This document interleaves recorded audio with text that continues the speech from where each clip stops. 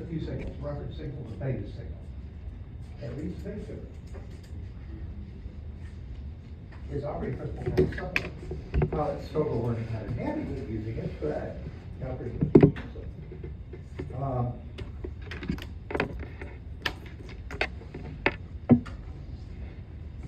So, what did I say the principle of navigation was? All navigation was? What's the principle of all navigation? Trying to get you where you're going. Safety. Trying to get you where you're going. Yeah, but how do we do it? How do you do it? Remember triangulation? Yeah. Everything's triangulation. A VOR tells me a direction. But if I have another VOR, I know the direction. Two of them I know where I am. If I've got a VOR and a DME. What's a DME again? Distance measuring. Very good, I'll come back to that. If I know a direction of a distance, I know where I am. Almost all of our navigation systems rely on some type of triangulation. Now,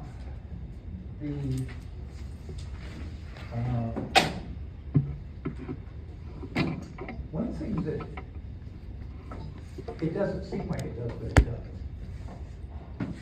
is the external landing system. When I come in land, weather sucks, can't see the ground. How does the ILS work? What does it broadcast to get me on the ground? Different signals find out your position, so Okay, 3 signals. glide slope, Glide slope, marker beacons, marker beacons. What a glide slope. So what's the glide slope tell me? vertical. Am I above or below my glide path? What's the localizer tell me? Are you to the left or right of Left it? or right of the runway center line? What's the marker beacons tell me? Where you're at. The end of the How far runway? away you How are. far I am from the end of the runway? Guess what? What? If I know I'm on the glide slope, and I'm on the center line, and I'm 6.2 miles from the end of the runway, I know exactly where I am. Longitude, latitude, and elevation. So even it fits. Okay? You just don't think of it that way. But we're taking multiple inputs to determine exactly where we are. All the pilot cares is, he just went over the inner marker. What happens at the inner marker? The one that's close to the end of the runway, not the sound. What does the pilot have to do at the inner marker? Put his landing gear down. Hopefully it's down already. That's a middle marker thing, okay? You have to decide if you can do the runway. That's the one. So if I can see the runway, and I can I have to go around. The distance out is for most airports, the same. Is reclined at 3-degree slope. If you have a decision height of 200 feet, 200 feet at 3 degrees puts it out here somewhere. If it's 400 feet, it's twice as far out. So any airport that has 200 foot decision height, it's going to be the same as the runway. If we fly it right, we touch down about 1,000 feet. We touch down 1,000 feet at the end of the runway, right on the center line. Flight is good, passengers are shaken out. Cool. Now,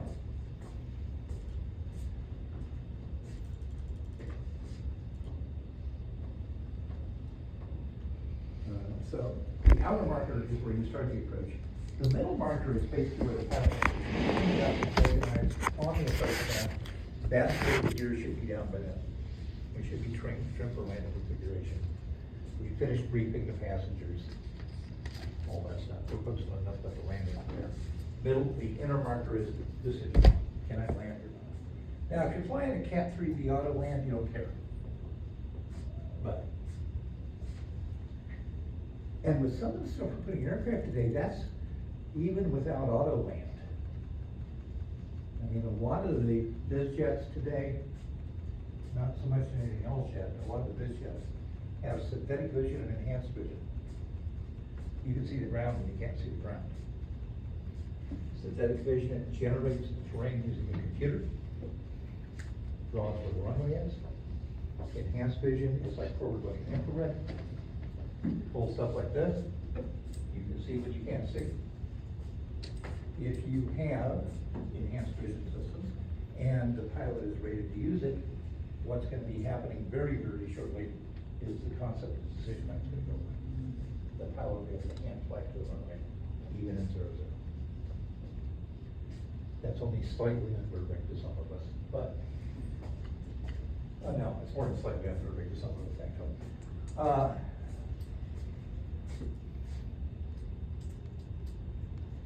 So, what'd you say DME was? Distance measuring equipment. Distance measuring equipment. How's it work? Shoots a fucking laid radar down the bottom. No. Yeah. That's radar optics. Thanks to the Huh? radar to go there and get back. I transmit a signal from my DME unit. It gets picked up by the ground station, it gets sent back. Got no decode in it, and no response. If I measure the round trip, I know how far away I am. Because speed of light, all that stuff. It's a really simple system. Remember, we slant range from here to the station, here to the station, in a conventional system. So, yeah, we have two things going on. It starts with me transmitting an interrogation pulse in the neighborhood. Where am I gonna put the DME antenna? Belly. Anything in particular about the belly? To the Oh, side. the center line. On the center line, anything else? Away from other things. Anything else? This is the only antenna where we specifically mention this one thing. Not near Does it have- the does it also center. be like, horizontally mounted? So, Roughly, but the DME antenna is the only one we specifically say this has to be mounted where it will not be obstructed when the aircraft maneuvers. So when I bank, if I've got the antenna here and I bank, I may block the signal. If I've got it up here, I don't. Makes sense? Okay. So it has to be on the bottom, on the center line, whenever possible, and if the exact, it usually is. And we want it where it won't be obstructed at any time. It's only a short thing. It'll be antenna. One other thing that uses antenna looks about the same. Lightning detector. no, Transponder. Transponder. They're Yeah, all so the it's same like- reason. So the antennas are about the same length. They can be little short whips, they can be blade types. One. GPS and like, they look the same. What's the purpose of the They all transponder? fucking look the same. To respond to interrogation. Huh?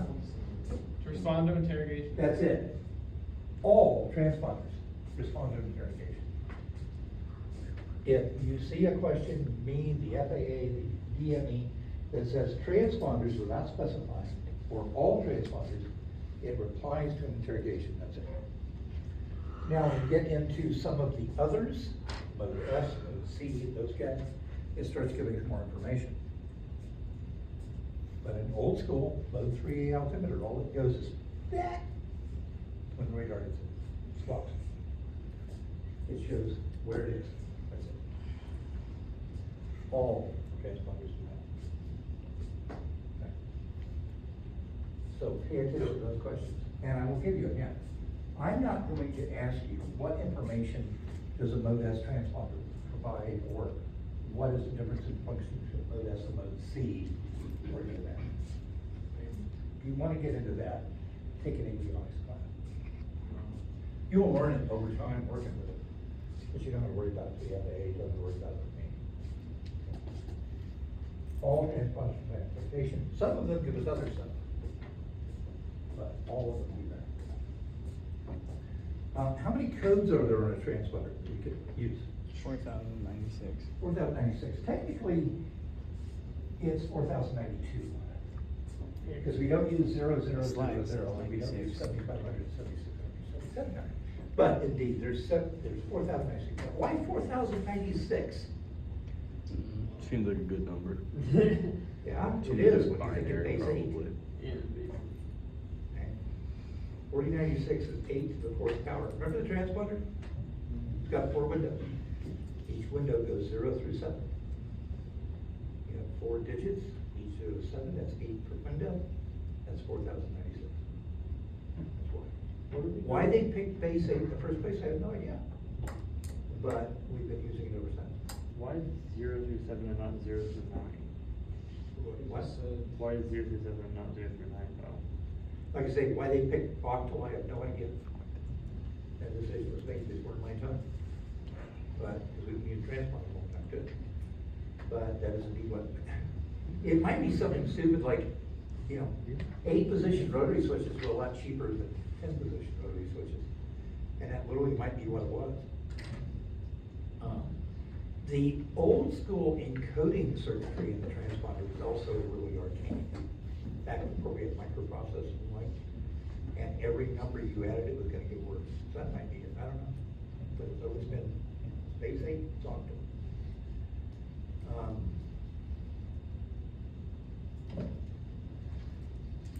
There's 3 codes we never dialed out. What's an acceptable answer? 4096 or 4000? 4096. Okay. That's the number, that's the one the FAA uses. That's how many we can dial, even though there's a few we don't use. Okay. 0000 is something the military uses. Their IFF will act like a transponder in civilian airspace. They can dial a 4-digit code just like we use. But when they're operating on military airspace, or they don't want to be tracked by civil radar, they can dial in 0000, and there's another squawk code that goes with it. That's the IFF code. And then military radar, if they know the code, can identify it. But that's it. What would happen if a civilian aircraft used 0000? You'd get grumped at. Okay. The FAA would pay you a visit. Anytime, it's just like, when can we test an ELT? First 5 minutes. 5 minutes to top of the hour. If we do it outside of that, or if we squawk on a transponder on any code without being authorized, or if we use something like 0000, the FAA is gonna pay us a visit. I mean, I guarantee you, the tower is a little bit rushed by